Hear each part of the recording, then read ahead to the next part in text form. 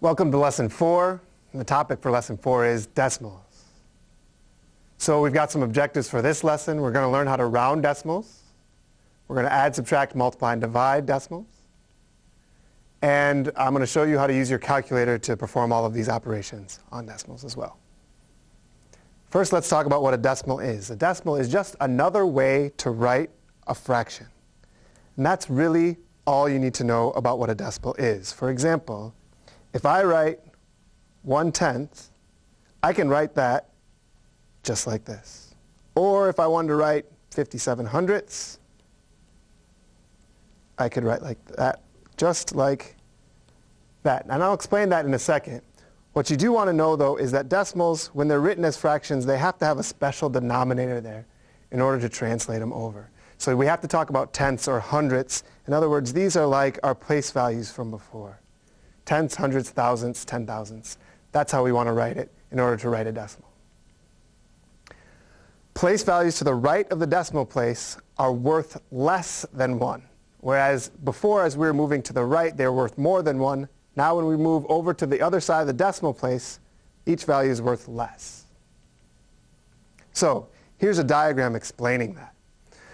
We've got 58,432 and 9,671 ten-thousandths.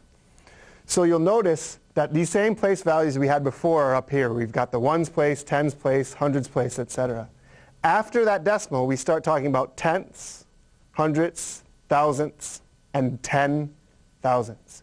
Keep in mind, one of the things that people get confused about is that there's no oneths place. There is a ones place, and there's a tens place, and there's a tenths place, but we skip over the oneths. There's no oneths because oneths would be the same as 1.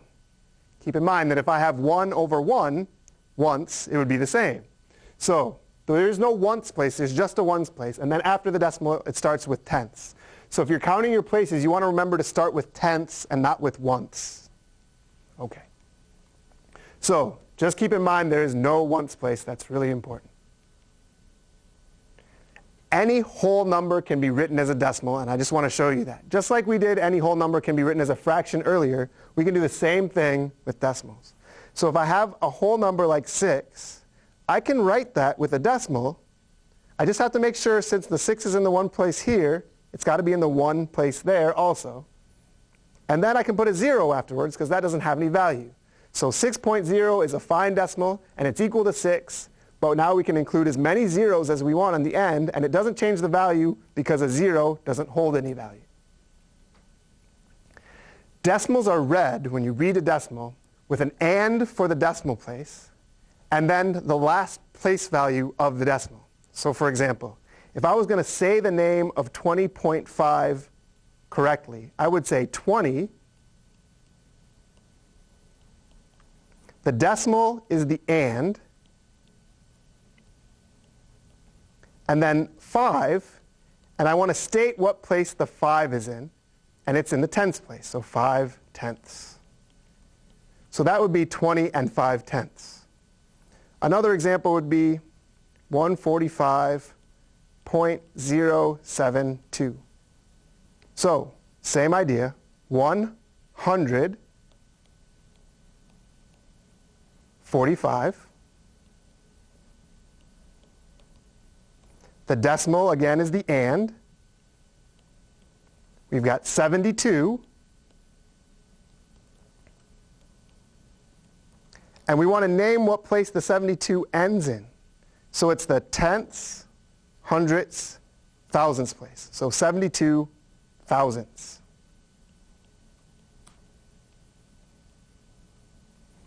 Okay, so when you're communicating different numbers to your colleagues, and you say 20 and 5/10, they'll know what you mean, and you'll know what you mean. Good. Any decimal that is non-repeating can be written as a fraction because of what I just said. For example, if I have 0.52, now technically the way to say that is 52, and since the 2 is in the hundredths, it's 52 hundredths. That tells me exactly how to write the fraction. That's in the hundredths place, so it's 52 hundredths. That means 52 over 100. That's 52 hundredths. If I have 0.375, That's 375, but the 5 is in the thousandths place now. Tenths, hundreds, thousandths. So we could write that as 375 over 1,000. The first kind of thing you're going to have to do with decimals in this section is rounding decimals. The reason we round decimals is because sometimes decimals are just a little bit too unruly. Pi is a famous example of that. Pi goes on forever and ever and ever and ever. And if you wanted to write that whole thing down in your calculator, well, it would take forever and ever and ever because it does never end. So we do approximations of pi. When you do an approximation of pi, however, you want to get as close as you possibly can. So if I wanted to round to this place right there, which is in the tenths, hundredths, thousandths, the 10,000ths place, I would want to get as close to that place as I could. And since I've got a 9 next to it, the closest number to that would be a 6. We would round up. So then I wouldn't need the rest of it. I would just be happy to stop at 1416. So let's try doing that.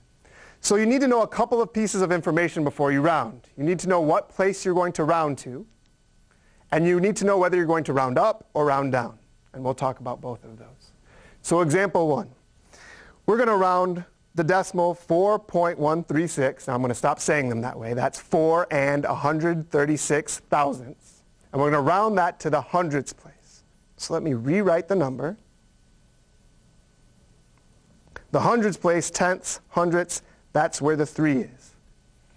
Now, people learn rules about what to do about whether or not this number is bigger than 6 or if it's equal to 5 or bigger than 5, all those kind of rules. I like something that's a lot simpler.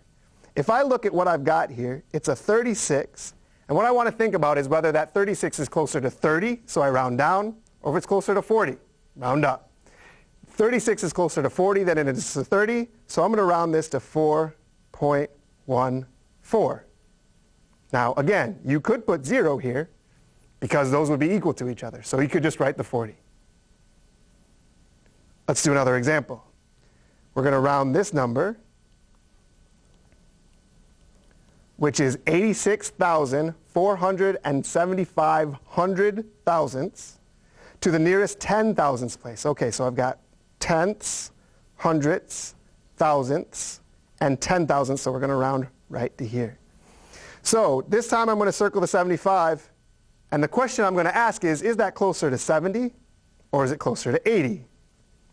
Now, of course, it's right in between. So we have to have a convention for what we're going to do when it's halfway in between. And the convention is to always just go up instead of going down. So we're going to go up, and we're going to go up to 80. So rounded, it would be 0.8648 or 8,648 10 thousandths. Good. Now we're going to talk about adding decimals. Luckily, it's really similar to what we did in a previous lesson when we added whole numbers. You just want to make sure you keep track of the place value. So it's very similar to adding whole numbers like we did before. We want to make sure that we line up the place values, and in this case, we can do that by lining up the decimal place because that'll put everything else in the correct place value. We're going to check our answers just like we did before by adding in a different order. Let's do an example. 275 and 125 thousandths added to 95 and 9,375 ten thousandths. We're going to add those together. Notice I was careful to line up the decimal places. So this 5 was in the thousandths place, and the 7 is also in the thousandths place, so those are right on top of each other. 0 plus 5, well, nothing plus 5 is 5. 5 plus 7 is 12. Just like before, 10 of these are worth 1 of those. So if I get 12, I'm going to carry the 1, bring down the 2. 1 plus 2 plus 3 is 6. 1 plus 9 is 10. Carry the 1, write down the 0. Don't forget the decimal place. 1 plus 5 is 11. 1 plus 7 plus 9 is 17. And 1 plus 2 is 3. So we get 371 and 625 thousandths. Let's check our answer by adding in the different order. So let's start with a 95 and 900 9,375 thousandths. And we'll add the 275 and 125 thousandths. Again, 5 plus nothing is 5. 7 plus 5 is 12. 1 plus 3 plus 2 is 6. 9 plus 1 is 10. Don't forget the decimal. 1 plus 5 plus 5 is 11. 1 plus 9 plus 7 is 17. And 1 plus 2 is 3. So I'm pretty sure I did it right because I did it twice and I got the same thing. Again, if you have more of them, you just have to be more organized. Let's put these in the order from biggest to smallest. 177 and 875 thousandths. The next biggest one would be 45. Now keep in mind 45 doesn't have a decimal, but if I wanted to put the decimal in there, I'd put 0.0. So I'm still lining up the decimal places. 34 and 25 hundredths, as well as 9 and 7 tenths. We're going to add those together. Now it is important, I'm not sure the way I wrote this, maybe I should have been more organized, whether this 5 and this 5 are in the same place. It might help to add some zeros at the end so we can actually line these up a little bit better. Okay, so now it's a little easier for me to see that this 5 lines up with all the zeros. 5 plus a whole bunch of zeros is just 5. 7 plus 5 and the other zeros gives me 12.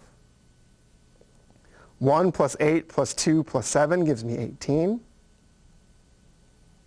1 plus 7 plus 5 plus 4 plus 9, got lost. 1 plus 7 is 8. 8 plus 5, 13. 13 plus 4, 17. 17 plus 9 is 26. Carry the 2, bring down the 6. Don't forget the decimal. 2 plus 7 is 9. 9 plus 4 is 13. 13 plus 3 is 16. And 1 plus 1 is 2. So I'm pretty sure I did that one right. Again, we could check it by adding them in a different order. Let's move on to subtracting decimals. Again, it's very similar to what we did with whole numbers. We're going to line up the decimal places, and we're going to borrow just like we did before with whole numbers. The new thing about subtraction is that you can add zeros when necessary. So remember, at the end of a decimal, we can add as many zeros as we want, and we still have the same number. We're going to check those answers with addition, just like we did with whole numbers. So for example, if I have 14 and 25 hundredths, and I have 3 and 5,625 ten thousandths, and we're going to subtract those two, you see that I have nothing to subtract from here. Now that would be okay in addition, because I can add nothing to 5 and get 5, but I can't subtract 5 from nothing. So I'm going to add the zeros in. Now, I need to borrow from this 0 to make this 0 bigger, but I can't do that because there's not enough there. So I'm going to look at this as a 50. Remember we did this before? I'm going to borrow 1 from the 50 and make that 49 and make this a 10. So 10 minus 5 is 5. 9 minus 2, 7. 4 minus 6, nope, can't do that. Borrow from the 2, makes this a 1. 14 minus 6 is 8. 1 minus 5, can't do that either. Let's borrow from the 4, makes this 11. 11 plus 5 is 6. 11 minus 5 is 6. And 3 minus 3 is 0. Don't forget your decimal. 1 minus nothing is still 1. Good. We can check that with addition. So let's start with our answer and add back the 3.5625 and make sure we get with what we started with, which is the 14.25. 5 plus 5 is 10. Carry the 1. 1 plus 7 plus 2 is also 10. Carry the 1. 1 plus 8 is 9. Plus 6 is 15. 1 plus 6 plus 5 is 12. Don't forget your decimal. 1 plus 0 plus 3 is 4. And 1 plus nothing is 1. So I've got my 14.25. Remember, the zeros are just extra. One more example, because people really don't like to do these when there are a bunch of zeros in there.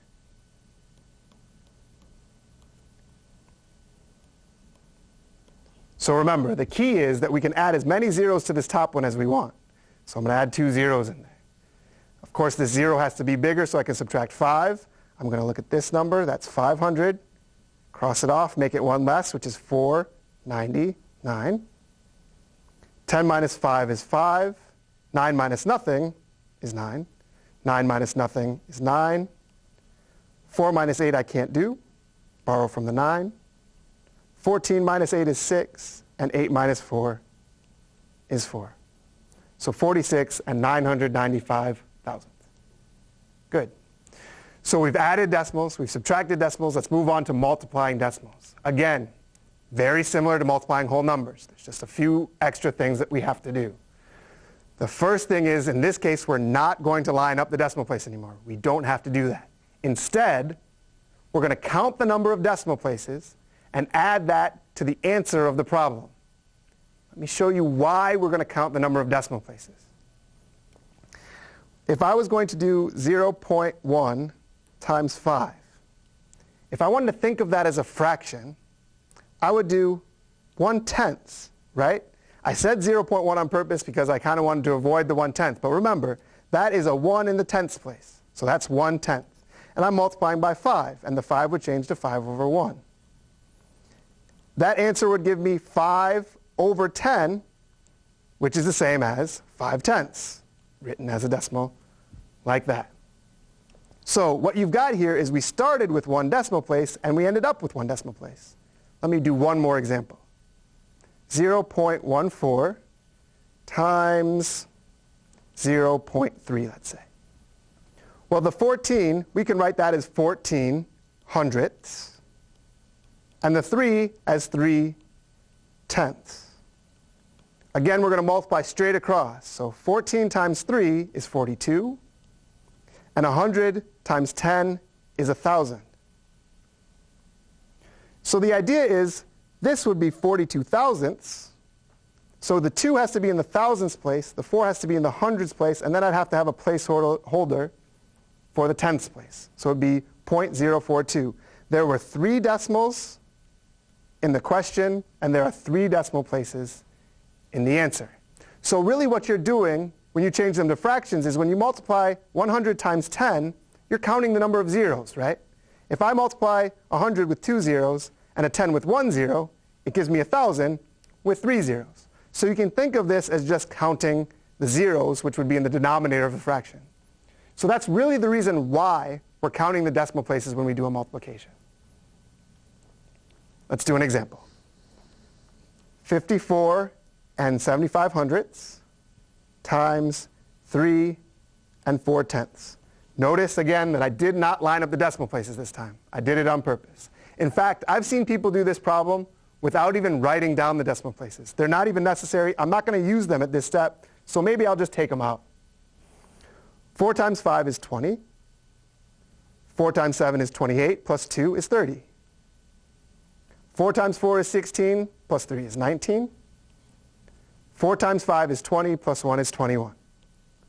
Don't forget, before you move to the next place, add a 0 and erase what you had on the remainder. Start with a 3. 3 times 5 is 15. 3 times 7 is 21, plus 1 is 22. 3 times 4 is 12. 12 plus 2 is 14. 3 times 5 is 15, plus 1 more is 16.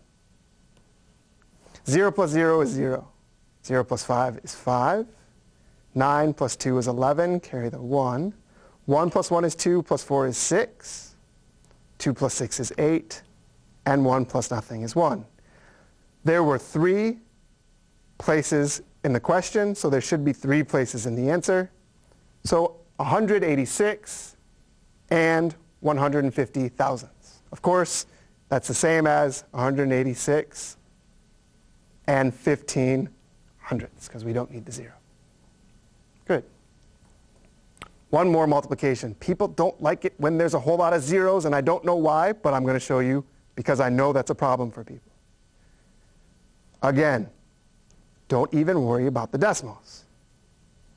So I don't even have to worry about this 0 here, right? That 0 is not doing anything. Well, in fact, neither is this one, and neither is this one. So all I really have to do is do 4 times 5. 4 times 5 is 20. Now I have to count how many places I need. 2 here and 1 there. 1, 2, 3 places. If I put the decimal point there and a 0 to hold the place, then I'd have 3 decimal places. So I get 2 hundredths or 20 thousandths. Both are the same thing. Good. Dividing decimals. Again, similar, not the same, but similar to what we're going to do with whole numbers. Almost the same thing. Don't line up the decimal places just like we did with multiplication. And we're going to count how many decimal places there are in the divisor. No remainder. So we're not going to do remainder anymore because we can add as many zeros on as we want. So we can continue this until we get an answer. So no more remainders like we did with whole numbers. Let's do an example. 16.42 divided by 0.8. Okay. I said we're going to count the number of places in the divisor. What you want to make sure you're doing is comparing apples and apples again. So when I'm looking at 8 tenths, and I want to put it into this number, I want to know how many tenths go into that number, not how many wholes. If this was just 8, I would keep the place values here the same. But since I'm talking about tenths, I want to compare that to the tenths here. So I have 1 decimal place here, and I'm going to move that decimal place over 1 also. So I'm comparing apples and apples. So move that decimal over 1, and however many places I move that decimal, I have to move this one as well. So now I've got 8 into 164 and 2 tenths. So I'm going to do the division like we did before. 8 goes into 16 twice. Bring down the 4. 8 doesn't go into 4, so it goes in 0 times. Bring my decimal right up from where it was. Bring down the 2. 8 goes into 42 5 times. 5 times 8 is 40, and I get a 2 left over. Now remember, we're not going to stop there. We're going to keep going. So I'm going to add a 0 and bring that down. I can add as many zeros as I want. How many times does 8 go into 20? Well, that's twice. I'm running out of room, so I'll rewrite the 20. And we said it goes in twice, so 2 times 8 is 16. And we've got a 4. Remember, I can bring down as many zeros as I want, so we've got an extra 0. And 8 goes into 40 exactly 5 times. So we're going to keep going until we get a remainder of 0. Good. So our answer is 20 and 525 thousandths. Another example. 25 into 149 and 5 tenths. This one I don't have to move the decimal because I've already started in the ones place. I want to compare ones, the ones place here, to the ones place here. So I don't have to move any decimals because this one doesn't have any decimals in it. So let's go ahead and do it right now. 25 into 149 goes how many times? Well, I'm not sure, but we can make our good old list of 25s. Luckily, 25 is pretty easy to add because we all use quarters all the time. We get 50 cents, then 75 cents, then $1, then $1.25, $1.50, and $1.50 is too big. So it's going to go in 125 times. So that was once, twice, 3 times, 4 times, 5 times. 5 times 25 would be 125. Subtract 9 minus 5 is 4. 4 minus 2 is 2. Bring down the 5. Okay, I haven't gone that big in my list, so next would be $1.75, $2, $2.25. $2.50 is too big, so we're going to use this one. So that is, well, 1, 2, 3, 4, 5, 6, 7, 8, 9. So 9 times. Don't forget to bring your decimal up. 9 times 25 is 225. And we've got 0. 4 minus 2 is 2, so 20 left over. Remember, don't stop. No remainders when we're dealing with decimals. So we're going to bring the 0 down, add a 0 and bring it down. 25 into 200, well, I can find that on here. That's 8 times. 8 times 25 is 200, and a remainder of 0, and there I stop. So remember, really the point to this example was that we're dividing by 25 And since it doesn't have any decimals in it, we don't need to move any decimals. One more example. 28 divided by 0.016. Now, since this number, 16 thousandths, has 3 decimal places, I have to move this one 3 decimal places, and I don't see a decimal. Sometimes that confuses people. Remember, the whole number has a decimal right after the 8, and I'm going to move that 3 places, 1, 2, 3, so I can add in 3 zeros, and that's where my decimal place will go. So 16 into 28,000. 16 into 28 goes once. Subtract and we get 12. Bring down the 20. 16 into 120. Good. So let's make our list for 16s because 20 is a little bit bigger. 16, 32, 48, 64, 80, 96, 112, 128, 144. Oh, I even lost track of where I was going. The point was 120, right? So we could have stopped here at 112. How many times is that? Well, it's 1, 2, 3, 4, 5, 6, 7. 7 times 16 is 112. 120 minus 112 is 8. Bring down a 0. 16 is going to go into 80. 1, 2, 3, 4, 5 times. 5 times 16 is 80. 0. Now all I have left is a 0. This 0's got to come down. And 16 is going to go into 0 0 times. And I've got a remainder of 0, so I can stop. 1,750. Remember, the point to this example was we started with just a 28 that doesn't look like it has a decimal, but every whole number has a decimal right after that ones place. Now I'm going to show you how to do some calculations with decimals on the calculator. The calculator will add, subtract, multiply, and divide fractions. And it will also locate the decimal in the solutions for multiplication and division problems automatically. You don't have to count the places anymore. So let's do some exercises using the calculator. So let's multiply 5 and 125 thousandths times 25 hundredths. So I'm going to enter 5, the decimal point, and then 1, 2, 5. I'm going to go multiply that by 0.25. Now if I just enter the decimal first, it'll put the 0 in there for me automatically, and then I'm going to press 25, so that's 0.25 or 25 hundredths. Then I'll press the equal sign. Good. 16.5 divided by 0.25, so I'm just going to enter those in. Let's press the clear key and enter in 16.5 divided by 0.25. Press equals, and it gives me 66.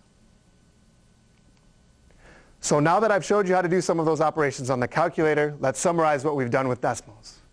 We talked about rounding decimals, adding, subtracting, multiplying, and dividing decimals, and how to use your calculator to do some of these calculations.